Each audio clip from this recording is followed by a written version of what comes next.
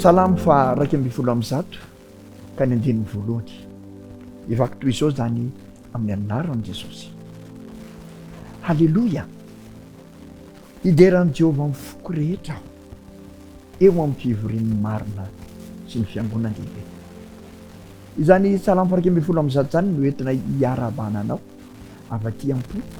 ary ampitainany aminao mihitsy, arabaina manokana satria enim-pahasoavana ianao, eniky ny fitahiana sy eniky ny fiarovan'ilay Andriamanitra tompontsika ka tratra izao fotoana izay hifanarahantsika izao ndray, hiarahantsika ny ray fosaina hidera an'Andriamanitra. Atahoana tokoa moa tsy hideran'Andriamanitra noho izany fahasoavana, fitahiana, fiarovana izay nomeny antsika menaka amin'izany. Koa dia andeha izany mihitsy no anakambanantsika ny fosiny saina hiderana azy noho ny fitahiana sy ny fahasoavana. Tsy adinonay koa ny manonona ny fiadanan'ny tompony ao an-tokantranonao sy eo amin'izay rehetra manodidina anao. Ho enty zany fiadanana izany mandrakariva ny tokantranontsika tsirairay avy. Dia faly indray zany miaraka aminao amin'ity androany ity, miaraka aminao hidera sy hanandratra ny voninahitrilay Andriamanitra izay tompontsika. Amin'ity androany ity dia manana vahiny indray isika hiaraka amintsika, ary izy ireo no hanome antsika ny fitaritana amin'ny alalan'ny talenta izay nomen'Andriamanitra azy, amin'ny alalan'ny hira izay hideranan'Andriamanitra ary hiarahantsika hidera amin'Andriamanitra ihany koa. Andeha akambana mihitsy ny fosiny saina amin'izy ireo hideran'Andriamanitra ary amin'ny voninahitra azy. Dia maka-toerana ianao ary andeha mifantoka amin'izany fideran'Andriamanitra miaraka amin'ny vahiny saina izany. Tawary.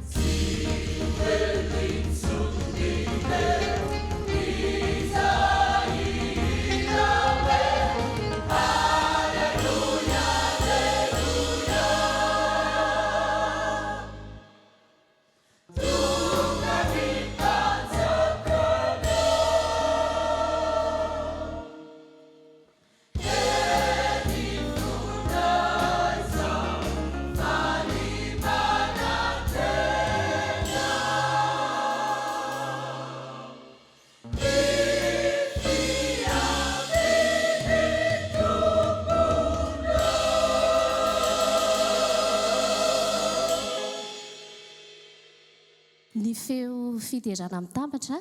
dia fa ny miarabanao sy ny ankonanao izay manaraka ity antsakira fiderana ity ny rarianay dia hitondra fifaliana ho anao ary andraisanao fanapa-kevitra ny hira rehetra izay ataonay ao am-pona izao no hira izay narahantsika teo manana fanantenana sahady isika fa ho avy ilay andro mahafinaritra izay aonantsika amin'i Jesosy Kristy. Ny raha manaraka indray dia izao ho any amin'iza tokoa moa isika amin'izao fiainana izay sarotra lalorovantsika izao. Mety nandalo fahoriana ianao mety tao anatin'ny tebotebo sy ny zavatra maro samihafa ity hiri-ty dia ampaheranao ho any amin'iza.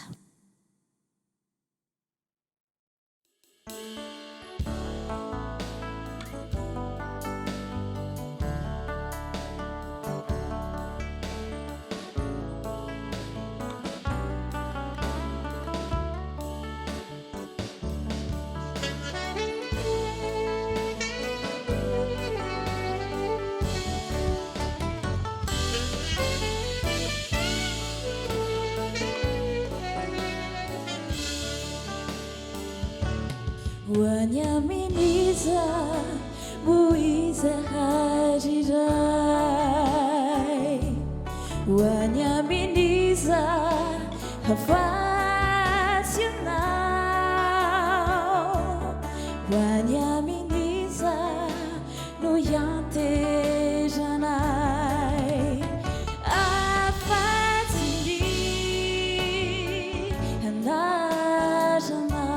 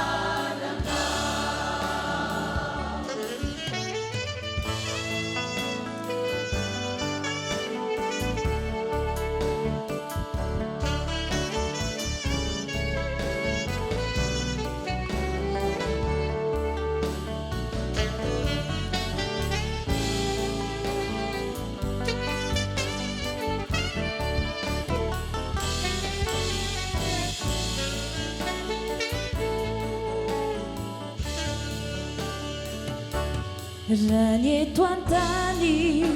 dia fandalovana handanitrany fialofana tsy mahavontsy izao tontolo izao handanitra fialofana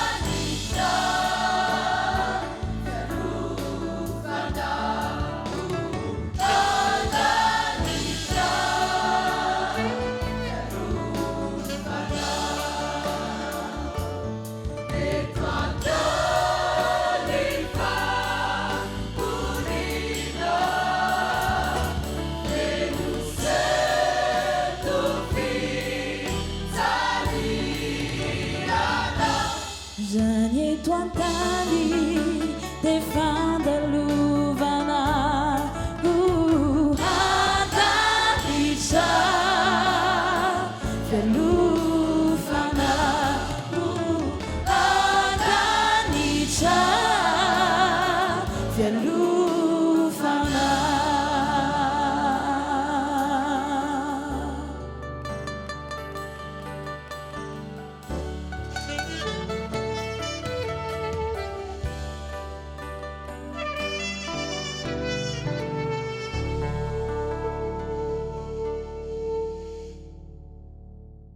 betsaka ny zavatra lalovantsika amin'izao fiainana sarotra izao. Ao ny tahotra, ao ny tebiteby, ao ny yaya. Iza ary no afaka nafaka antsika amin'izany rehetra izany? Iza no afaka hitondra antsika fiadanana? Iza no afaka hanome antsika fahasambarana? Tsy izy izany fa Jesosy Kristy. Ary ao ange ity iry ity, iza no afaka dia ho voavaly izany fanontaniana izany.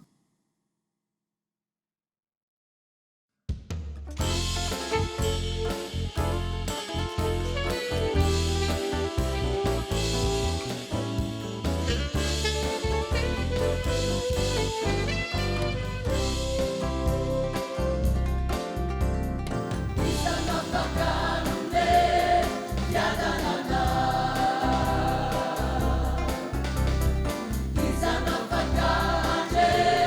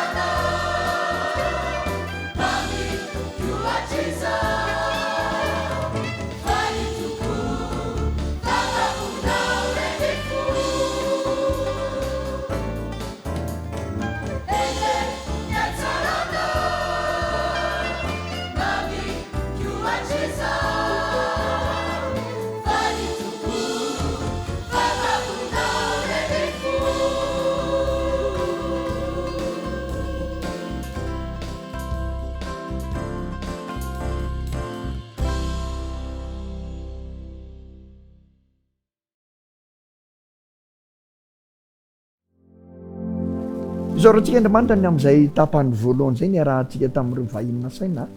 tamin'ity androany ity ary dia rahantsika mandrakariva ny anarany satria manonetsika fotoana malalaka ahafahana manandro la fiderana eo amin'ny sezafiantenany andeha setsika maka aina kely ireo korala ireo dia isika indray andray ny tenin'andriamanitra ary amaky sy andray fampaherizana avy amin'ny tenin'andriamanitra zany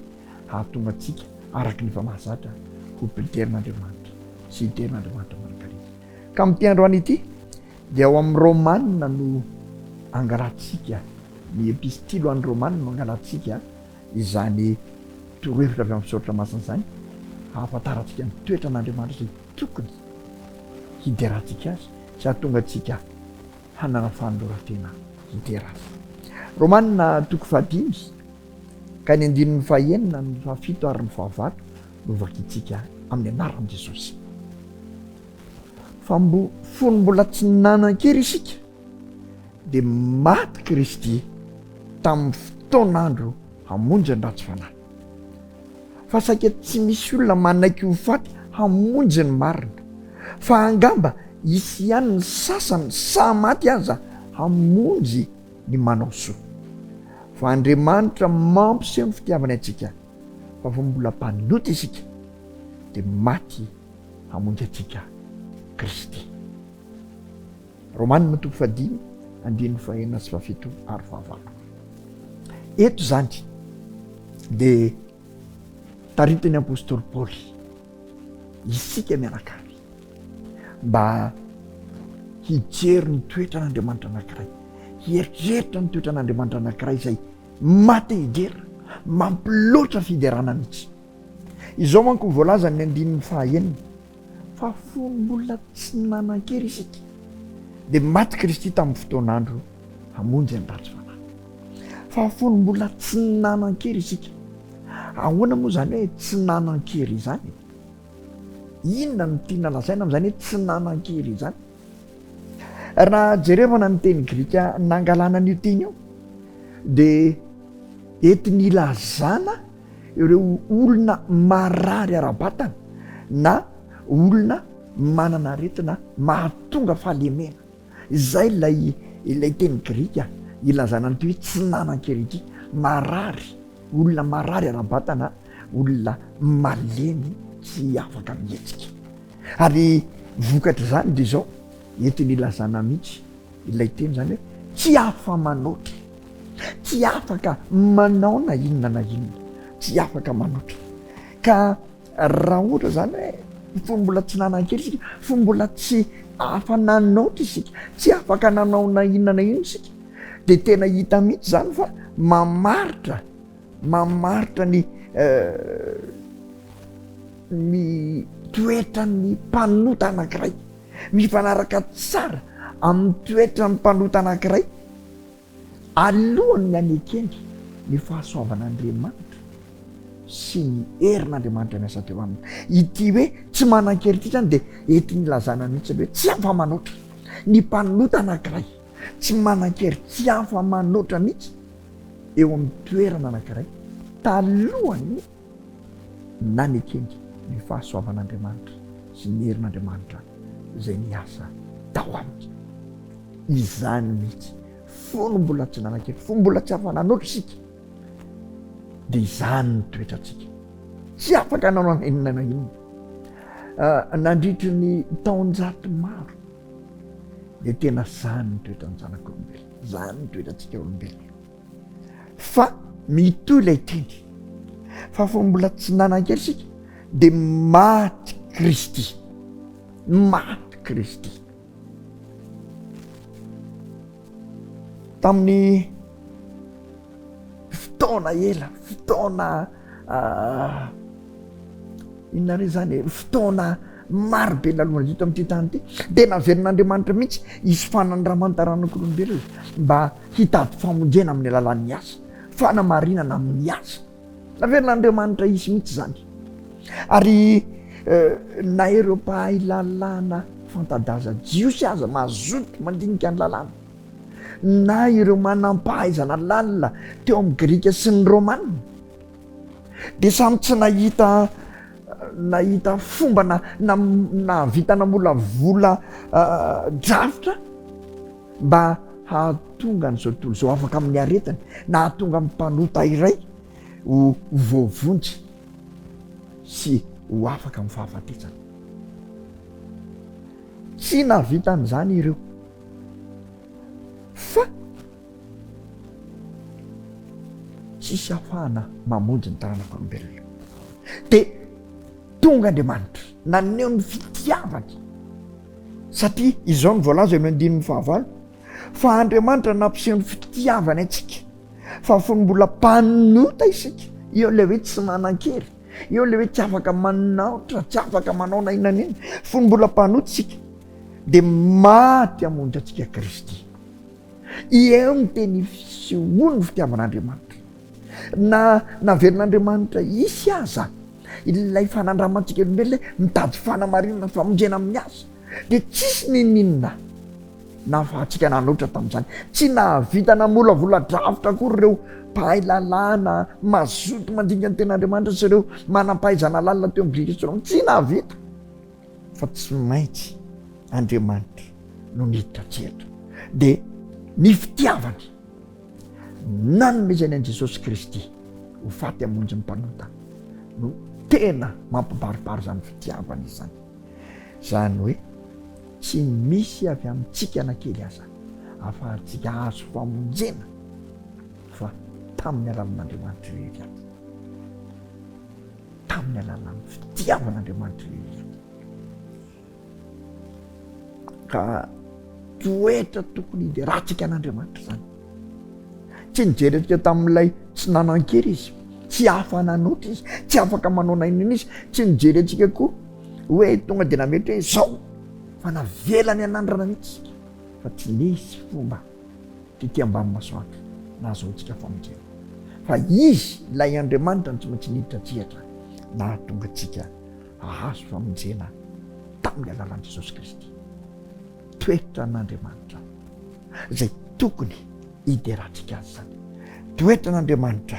zay tokony hanandratatsika azy zany. Dia mitoy ihany ilay andininy fahaenina fa mbola tsy nanan-kery isika dia maty Kristy tamin'ny fotoan'andro hamonjy ny ratsy fanahy, tamin'ny fotoan'andro nandritry ny fotoana maromaro toe-javatra maromaro teo amin'izao tontolo izao dia nisy lehilahy sy vehivavy izay nanolo tena tanteraka eo ambany vahoan'ny Satana ary voatomboka vatsany demony mihitsy ireny lehilahy sy vehivavy nanolo tena eo ambany vahoan'ny Satana ireny ary tsy nisy ninona azo ny natao avany miala amin'izany. Naseho mazava nefa ny fitiavan'Andriamanitra ary tsy misy afa-tsy fitiavan'Andriamanitra zay nilazaintsika teo aloha io ahafahana mitondra ny taranak'olombelona ho amin'ny famonjena. Tsy tafaverina amin'ny laoniny mihitsy ny taranak'olombelona raha tsy niditra tsehatr'Andriamanitra ary zany fidiran'Andriamanitra tsehatra zany dia nitondra singa vaovao sy hery vaovao amin'ny fiainana ho an'ny taranak'olombelona. Raha tsy zany, raha tsy Andriamanitra mpamolona nitondra ny singa vaovao sy hery vaovao zany dia tsisy fanantenana ho amin'ny famonjena ny taranak'olombelona. Ary tamin'izay fotoana izay indrindra, tamin'izay tsy nisy fanantenana izay indrindra no tonga teto amin'ity tany ity Jesosy Kristy mba hitondra ny fanavotana ho an'ny zanak'olombelona. Tamin'ny fotoan'andro dia tonga Jesosy Kristy ary efa voalaza meloa zany any amin'ny mpaminany Daniela dia efa nilaza zany eo amin'ny Daniela 7 ny 7 ka 7 dia voalaza mihitsy ny amin'ny fahafatesany misy ho vonoina ny misy teo indrindra no nahatongavan'i Jesosy amin'ny fotoana mety indrindra no nahatongavan'i Jesosy nandran'Andriamanitra ny Jesosy. Tena tsara ny Andriamanitra, tena amin'ny fotoana ny ilany zao tontolo izao an'i Jesosy satria ny taranak'olombelona dia variana lasa mikorisa manolo tena ho an'ny satana dia tena tonga Jesosy ary izany no tena fitiavan'Andriamanitra atsika. Tamin'ny fahatongavan'i Jesosy koa io fotoan'andro io dia tena fotoana mety mihitsy ho fanomanana ny fon'ny olona handray am-pifaliana ny filazantsara. Rehefa niasa mantsy Andriamanitra dia zao tamin'io fotoana io dia ohatrany hoe firenena anankiray reraky ny fombafomba fivavahana tsy misy heviny sy mahasasatra ny taranak'olombelona dia mitady famonjena amin'ny alàna amin'ny ota sy ny heriny mitazona azy. Dia tamin'io fotoana io mihitsy no nahatongavan'i Jesosy, satria tamin'izay fotoana izay no fitondran'Andriamanitra izay mahagaga loatra dia ohatrany hoe firenena anankiray no fenany izao tontolo izao ary fiteny anankiray no niraisan'izao tontolo izao. Dia niparitaka ny Jiosy dia nitondra izany filazantsara zany ary dia nielipatrana aingana dia aingana saitrazataiza ny filazantsara vonona izao tontolo izao. Tamin'io fotoan'andro nahatongavan'i Jesosy io handray ny fahamarinana sy ny famonjena amin'ny alalan'ny ota. Noho ny famindrapon'Andriamanitra zany dia lasa tafaray tamin'ny fotoana nilainy izao tontolo izao indrindra nahatongavan'i Jesosy. Tena tokony hitaratsika an'Andriamanitra zany. Andriamanitra dia miasa amin'ny fotoany ary teo amin'ny fotoana mety nilainy izao tontolo izao an'i Jesosy no nahatongavany teto amin'ity tany ity mba hamonjy azy. Ka androany mbola tsy nanan-keritsika, mbola tsy hafananotra anitsika dia maty Kristy mba hamonjy atsika ary tokony hasandratsika koa Kristy satria raha mijerina 5:7 dia zao nolazain'ny apôstôly hoe saika tsy misy olona manaiky ho faty hamonjy ny marina fa angamba isy ihany ny sasany say maty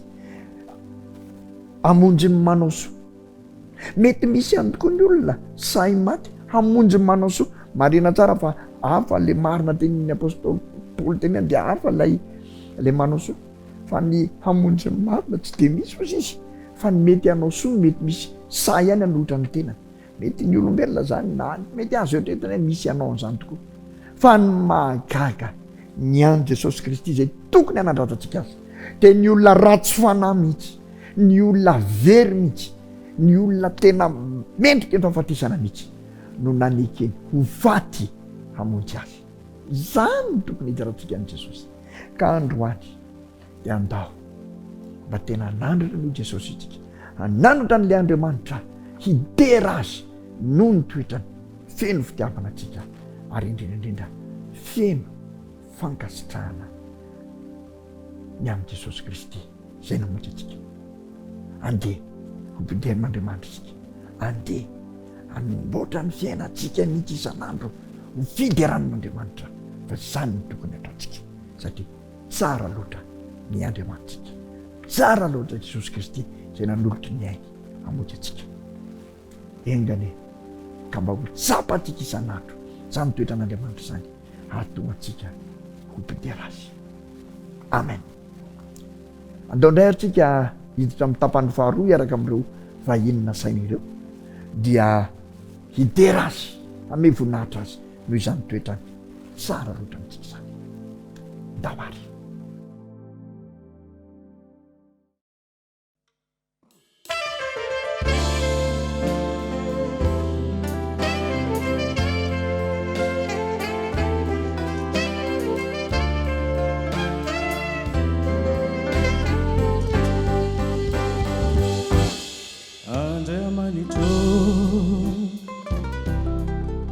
Mitalaure o batereu ni fianana pero aya faurina simisi ajantenaina kitaniti anilana masambatra tsy misy tsara mihoatrana indore asandatra mianarana fa tsisy afatsy anao no tokina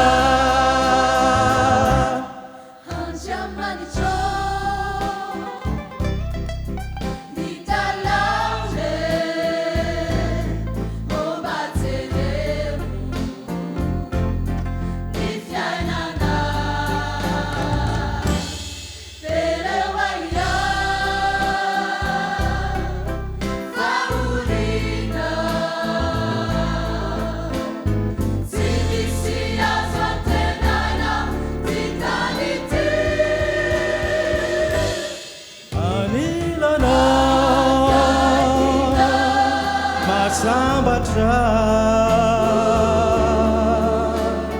tsy misy tsara mihoatrana indore asandatra nianarana fa tsisy afatsy anao no tokina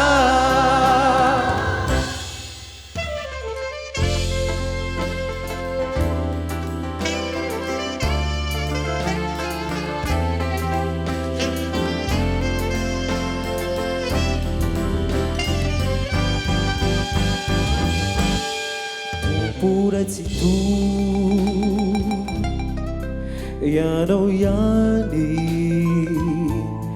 no anazava ny lalanahy raha iomba tantano sy vimbino kazafurezahay ombakahi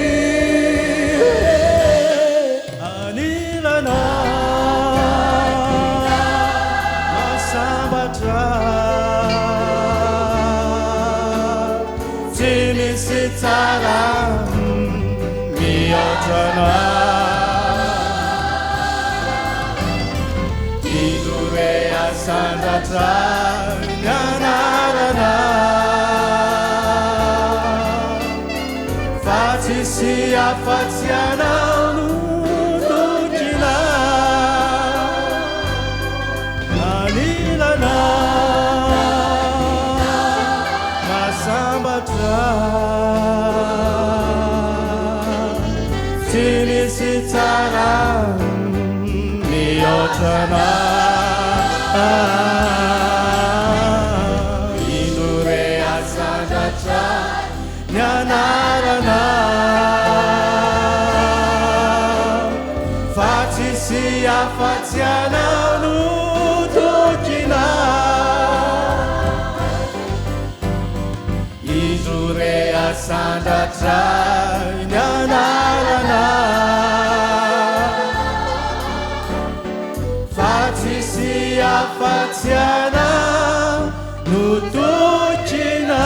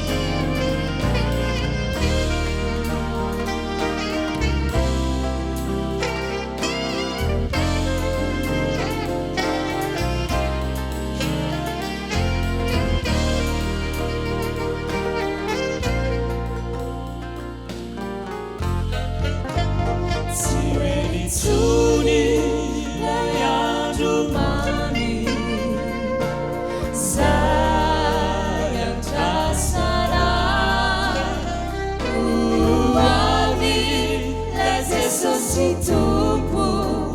para fakara Euta bichani yadi Tusitu initure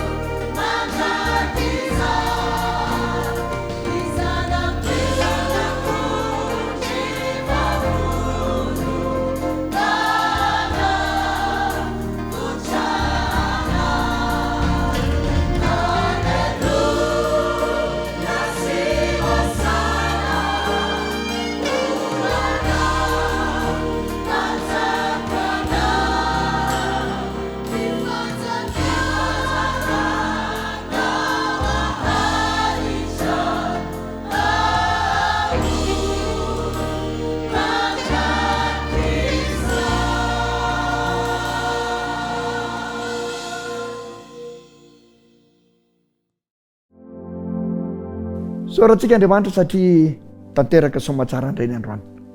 ary dia afaka nidera sika tahaka mifanaontsika efa mahazatra isaky ny zoma hariva tahaka izao men'Andriamanitra fotoana afaka nidera azy afaka nanome voninahitra azy izy raha teo araky ny efa ritsika teo dia tsara loatra amintsika manana ny fitiavana tapitroatra ho antsika taranakombely indrindra ho antsika izay nandray an' Jesosy Kristy ho tompo sy mpamonjy antsika ka dia isorana ary sandratra mandrakariva izany Andriamantsika izany dia raina mandrakariva izany tompontsika izany sorana ihany koa ireo vahinona saina androany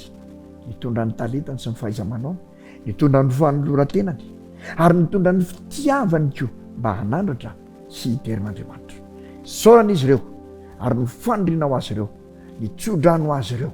dia ho mpihira eo amin'ny ranomasina fitaratra ny izy ireo rehefa mavy Jesosy Kristy eo amin'ny ranolanitra ary tombo mandrakariva ny fiderahan'izy ireo an'i Jesosy sy ilay Andriamanitra tompontsika eto amin'izao fiainana izao mandra-pahatonga ny tompontsika engany eo izy ireo ka ho mpanetsiketsika koa eo amin'ny toerana izay misy azy ahatonga ny maro hiaraka hiderin'Andriamanitra miaraka amin'ny talenta izay men'Andriamanitra azy ireo saorana koa ianao tany tokantrano tany niaraka taminay saorana ianao satria manana fotoana nanome fotoana nandany tenanao mihitsy fa nanokana amin'ny fotoananao iarahana hiterin'Andriamanitra atao anatin'ity fandarana maro be nareo maneran-tany miaraka aminay amin'izany koa dia isaorana ianareo eram-po eran-tsaina izany nifanondrinay dia hiaraka foantsika isaka amin'ny fotoana tahaka izao hiterin'Andriamanitra ary izany no molavolany ao anatintsika ao ahatonga antsika ho zava-boary piterin'Andriamanitra tahaka ny anjery-lanitra ao an-danitra engadeka ho arovan'Andriamanitra ao anatin'izany toetra izany isika tsirairay avy saorana koa ny teknisiana izay miasa mafy manao ny ainy tsy ho zavatra hahatosy hantanteraka izao fandarana izao ho tonga ny takatranonao azy manerina ny litanyty mampitomboan'Andriamanitra mandrakarivany ny fahaiza-manao izy ireo ary indrindraindrindra omen'Andriamanitra ny hery ny tanjaka amin'ny fahasalamana ny fahaiza-manao ny fahendrenan'izy ireo eo mpanaovana izany asan'izany isaraka riseka kanefa alohan'ny isarantsika indray dia omenanao ny teny eo amin'ny soratra masina izay entinao ndray hampahery anao mandritra ny herinandro zay hita tsy ho ela eto amin'izao fiainantsika izao. Ka ao amin'ny obolona toko 7 ny 520 sy ny 520 no omeko anao ho tokonao amin'ity herinandro zay hita tsy ho ela eo amintsika mianakavitsy. Obolona toko 7 ny 520 sy 520 mivaky toy izao zany amin'ny anaran'i Jesosy. Aza managny tahotra avy tampoka na ny rivo-doza mamely ny ratsy fanahy raha avy zany, fa Jehova no tokonao ka iambina ny tongotrao tsy ho voafandrika.